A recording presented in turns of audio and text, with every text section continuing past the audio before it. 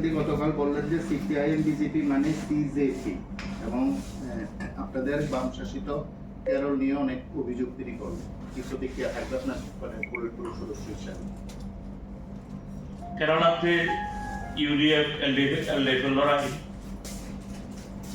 তো ওখানে গিয়ে কেরালা থেকে তিনি কথা বলছেন, সেখানে যাচ্ছে তার দলের লোকরা এতে কিছু মাইলেজ পায়।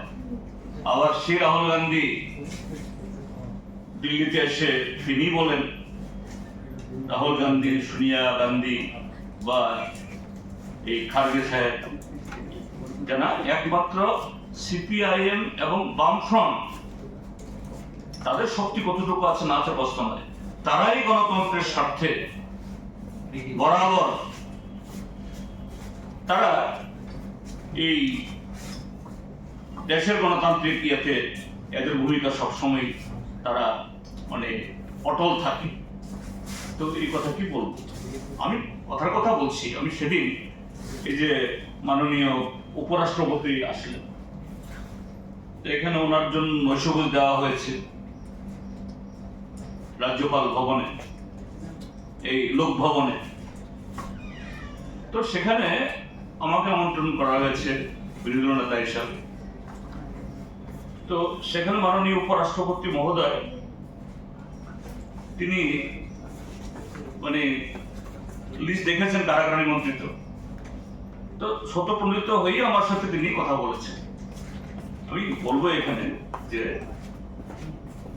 সৌজন্যতা এবং শক্তি যদি বলে আপন ভাবে, মাননীয় উপরাষ্ট্রপতি বলছেন যে না, যে আমাদের যে প্রাক্তন মুখ্যমন্ত্রী নৃপেন চক্রবর্তী খোঁজ নিয়েছেন, তিনি যখন রাজনীতিতে একদম খুবই নবিশ, এই সময়তে তিরপুর মানে কোয়েম্বাটুর ওইখানে গেছেন কয়েকবার। আমি ওনার বক্তৃতা শুনেছি, আমি খুবই মুগ্ধ হয়েছি, খুবই ভালো মানুষ। আবার আমি যখন রাজ্যপাল ভবন থেকে লোকভবন থেকে ফিরে আসি, তিনি আবার আমাকে ডেকে নিয়ে এসে করমর্দন করে বলছেন যে আপনাদের এই প্রাক্তন মুখ্যমন্ত্রী মানিক সরকার মহোদয়কে আমার শুভেচ্ছা জানাবেন, সম্মান জানাবেন। তো বামপন্থী মতাদর্শ আলাদা হতে পারে, কিন্তু আমাদের যে নীতি আদর্শ এই দিক থেকে আমরা কখনো বিচ্যুত হই না।